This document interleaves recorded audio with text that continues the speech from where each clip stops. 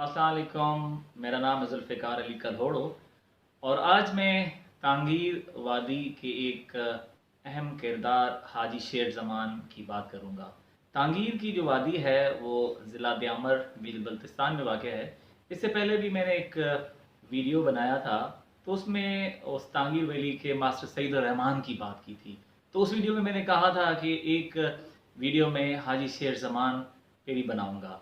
अच्छा, हाजी शेर ज़मान क्यों अहम है आज जिस वजह से मैं वीडियो बना रहा हूँ, उसकी वजह ये है कि किसी ज़माने में तांगीर की वादी में नमक नहीं मिलता था।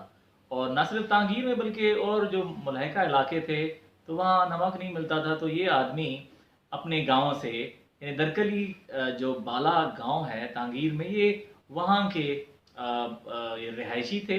और ये तांगीर के दरकली बाला से नमक लेने के लिए मैंगोरा जाते थे। आप अंदाज़ा करें कि आज से कोई 60 साल पहले यानी 1950 और 60-65 साल तक ना ये जाते रहे, यानी 1950 से लेके 1965 तक और इवन 68 तक जाते रहे। यानी जब तक ये कराक्रम हाईवे नहीं बना, उससे पहले ये लोग तांगीर से बाहर नमक लेने के लिए या कोई और दवाइयाँ और चीज़ें लेने के लिए, लेकिन ख़ास तौर पर नमक जो है उसकी कमी थी उस इलाके में। तो ये आदमी इसने 13 सफ़र किए मैंगोरा के और बाकी इलाकों में भी गया। तो मैं इससे पहली दफ़ा 2009 में मेरी मुलाकात हुई उनसे और बाद में फिर 2019 में फिर दोबारा उनसे मेरी मुलाकात हुई। और ये 2021 यकम जुलाई 2019 में 2021 में इनकी डेथ हो गई। तो उनसे मैं जो इंटरव्यूज़ किए थे, तो उसमें जो इन्फॉर्मेशन है मैं चाहता हूँ कि वो आपसे शेयर करूँ। तो ये अब जब 13 दफ़ा गए तो मैंने पूछा कि किस तरह ये जाते थे, और ये पैदल जाते थे। ज़ाहिर उस ज़माने में कोई गाड़ियाँ जाती नहीं थी, तो बहुत लाइफ मुश्किल थी इन वैलीज़ में। तांगीर हो गया, दारेल हो गया, या इवन इंडस कोहिस्तान की जो वैलीज़ हैं, चाहे हरबन है, सीओ है, साज़ेन है या पटन है, खांदिया है, तो बहुत ज़्यादा मुश्किल था जब तक ये केकेश नहीं बना। तो ये फिर एक रास्ता है, ये नाले के ज़रिए ये जाते थे मैंगोरा तक। तो वो जो रास्ता ये लेते थे वो खचलू गाह से जाते थे। अब खचलू जो है बेसिकली एक बंदे का नाम है, और खचलू यानी कि इस्लाम आने से पहले एक हुक्मरान था इस इलाके का, उसका नाम खचलू था। अब उसकी औलाद बाद मुसलमान बनी, तो वो कुछ उसके जो औलाद में से लोग हैं वो मुश्क के गाँव है वहाँ रहते हैं।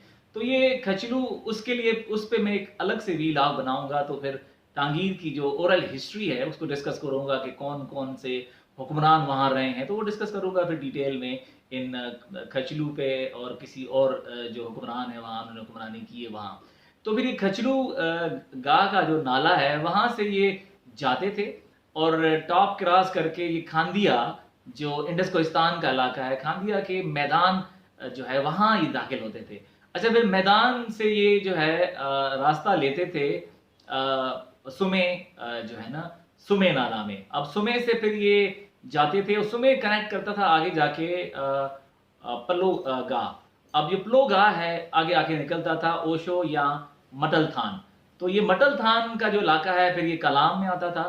तो आप अंदाज़ा करें कि एक यानी कि साहब यानी कि वहाँ हाजी शेर ज़मान और वहाँ कुछ और लोगों के साथ निकलते हैं तांगीर के दरकली बाला से या खचलू गाह, और ये जाते हैं मैंगोरा वहाँ नमक लेने के लिए।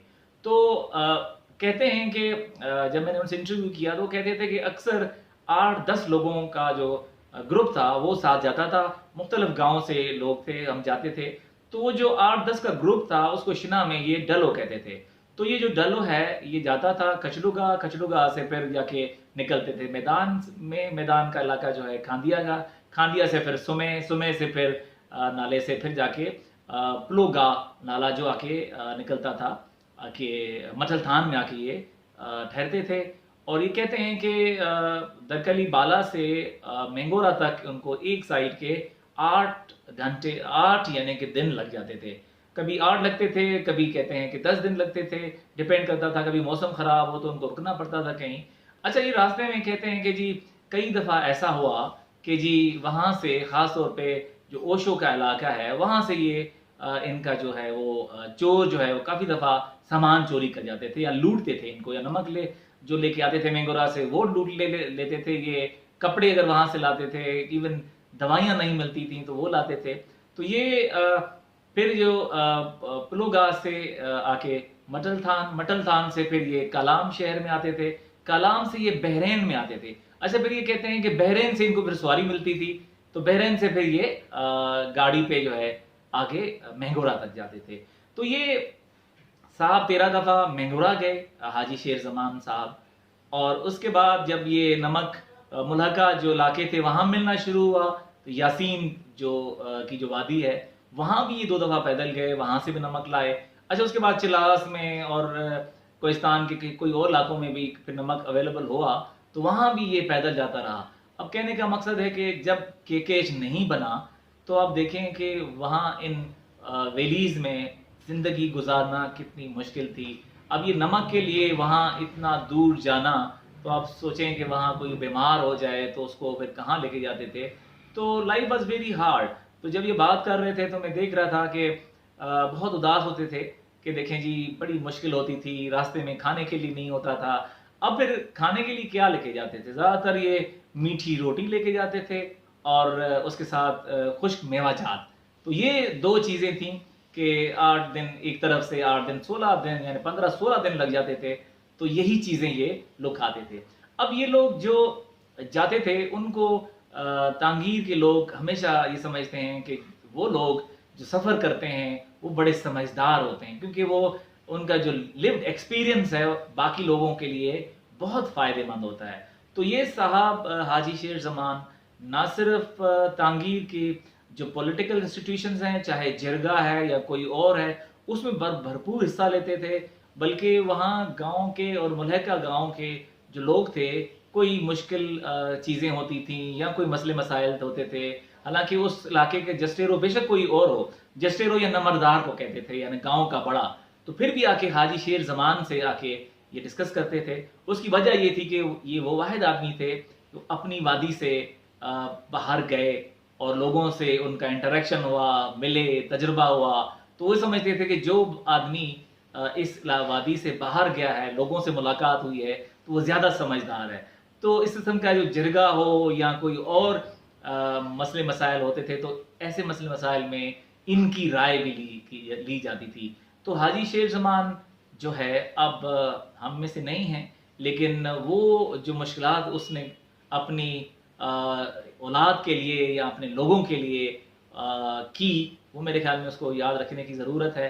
اور ایک سمجھیں کہ 8 دن میں وہ کہتے ہیں کہ جب میں نے پوچھا تو 20 سے 40 کلو نمک لاتے تھے. اب نمک کے ساتھ کپڑے بھی ہوتے تھے، کچھ اور بھی راشن لاتے تھے. تو آپ اندازہ کریں کہ ایک آدمی اس مشکل راستوں سے، اور یہ بھی ان کو ڈر ہوتا تھا کہ راستے میں کہیں کوئی چھین نہ لے سامان. اور ان کے ساتھ جیسے میں نے پہلے بتایا کہ 2-3 واقعات ہو چکے ہیں. تو یہ آج کی چھوٹی سی جو سٹوری تھی یہ میں نے حاجی شیر زمان کو ٹریبیوٹ کی. میں نے کہا آپ کو بتاؤں کہ یہ ان وادیوں میں ایسے لوگ بھی تھے جنہوں نے اپنے خاندان کے لیے تاکہ ان کے لیے مشکل نہ ہو، اپنی زندگی مشکل بنا کے اس راستوں پہ گئے جہاں آپ کو پتہ ہے ان علاقوں میں. حالانکہ میں بھی ایک نالے میں گیا ہوں، آپ یقین کریں ایک میں نے ویڈیو بنایا ہے اس پہ، وہ آپ دیکھیں گے جو ماسٹر سعید الرحمان پہ ہے، گیچر نالا. وہ اتنا مشکل ہے کیونکہ وہاں کچھ کھانے کے لیے کچھ نہیں ہوتا، آپ کو پیدل جانا پڑتا ہے. تو یہ آج کی سٹوری ہے حاجی شیر زمان صاحب پہ، اور پھر ایک تانگیر پہ ایک اور سٹوری میں بناؤں گا.